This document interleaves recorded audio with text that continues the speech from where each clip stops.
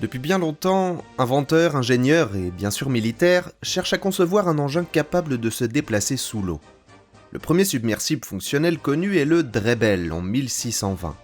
On peut citer aussi le célèbre Turtle américain de 1776, le Nautilus français en 1800 ou encore le Brandtaucher allemand en 1850.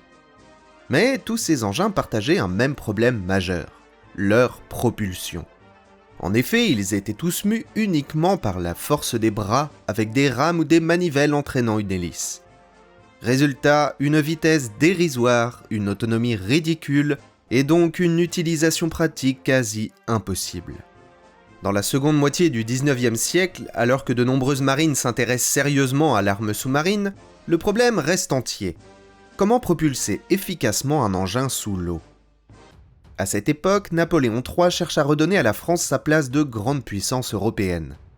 Pour la marine, l'arme sous-marine pourrait permettre de rattraper le retard sur les nations voisines. C'est dans ce contexte qu'en 1859, la marine française lance un appel d'offres.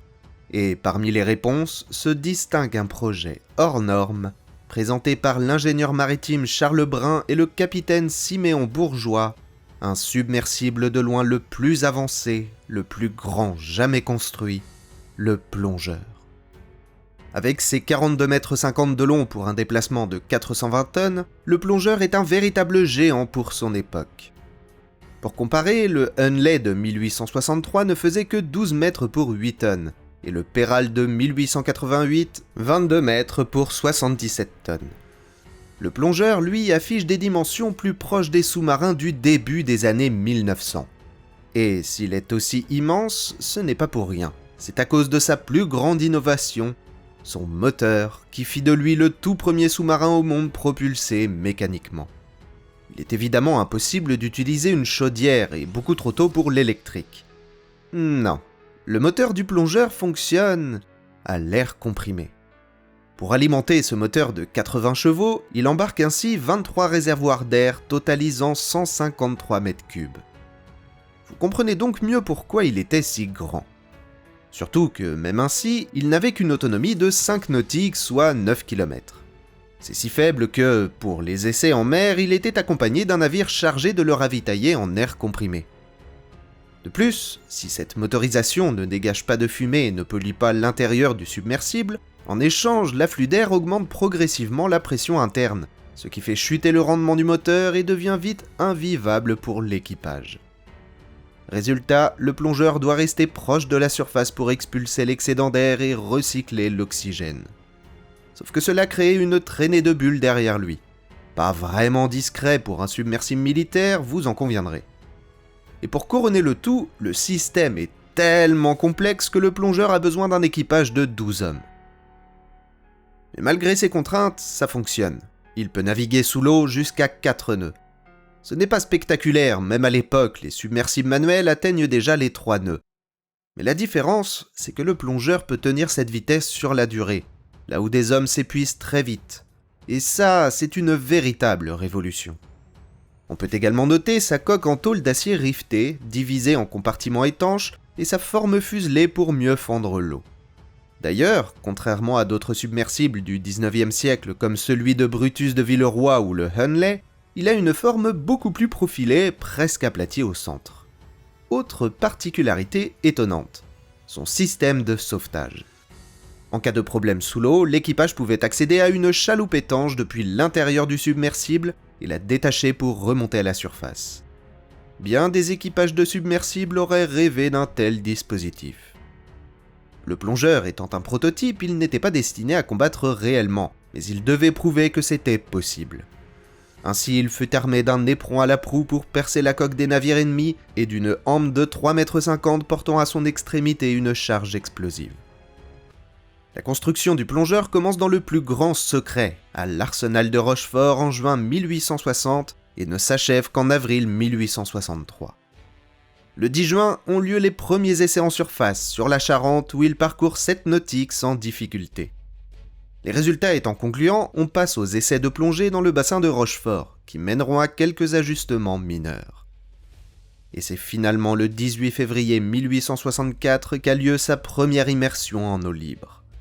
Accompagné du cachalot équipé d'un compresseur pour le ravitailler, le plongeur atteint 4 nœuds et supporte sans effort une profondeur de 9,20 mètres. Les essais se déroulent sans incident. Tout fonctionne comme prévu. Le plongeur devient ainsi le premier sous-marin à propulsion mécanique pleinement fonctionnel au monde. Mais tout n'est pas parfait. Sa faible autonomie et son manque de discrétion, à cause de son sillage de bulles, étaient prévisibles. En revanche, un problème bien plus sérieux apparaît, sa stabilité. En surface, aucun souci. Mais en immersion, le plongeur, qui porte décidément bien son nom, a tendance à régulièrement piquer du nez et se retrouver à racler les fonds vaseux. Le problème vient de l'allègement du sous-marin à mesure que l'air comprimé est consommé, les pompes de régulation n'arrivant pas à compenser efficacement. Si bien que la navigation se fait quasiment par bond. Le navire pique du nez jusqu'à toucher le fond avant que le régulateur ne le redresse et l'opération se répète. Les années suivantes, on tente de corriger ce défaut avec une hélice verticale manuelle, préfigurant ce que l'on retrouvera plus tard sur le Peral. Mais cela reste insuffisant. On envisage alors d'ajouter des gouvernails de profondeur à l'avant. Aujourd'hui, on sait que ça aurait probablement amélioré sa stabilité, mais ce ne sera finalement jamais testé. Pour la marine, la technologie de l'époque ne permet pas encore de rendre un sous-marin viable. L'ingénieur naval Dupuy de Laume résumera la situation en déclarant « Le sous-marin serait illusoire aussi longtemps que l'on ne disposerait pas d'un moteur dont le poids ne varierait pas pendant son fonctionnement. » Le projet n'ira donc pas plus loin et le plongeur est désarmé dès juin 1867. Malgré ce bilan mitigé, il reste une véritable prouesse technologique. Un modèle réduit est même présenté à l'Exposition universelle de Paris en 1867. Parmi les visiteurs figure un certain Jules Verne, qui, quelques années plus tard, écrira un roman légèrement connu, 20 000 lieues sous les mers. Si l'on peut regretter que les essais n'aient pas été plus poussés, le plongeur a permis de lever de nombreuses incertitudes et a fourni une expérience précieuse. Elle servira directement 20 ans plus tard à Dupuy de Laume et Gustave Zédé lors du développement du Gymnote. Quant au plongeur lui-même, il connaîtra une carrière étonnamment longue, mais pas vraiment celle que l'on pourrait croire. Après son désarmement en 1867, il est un temps oublié avant d'être finalement reconverti en bateau-citerne à vapeur en 1873. Il sert alors à ravitailler en eau les navires militaires stationnés devant Rochefort puis est transféré à Toulon. Il restera ainsi en service jusqu'en 1935, soit 3/4 de siècle avant d'être finalement vendu en 1937. Merci d'avoir regardé jusqu'ici. Si cette vidéo vous a plu, n'hésitez pas à poursuivre votre visite avec nos autres vidéos sur le même thème. Et pour ne rien manquer, pensez à vous abonner.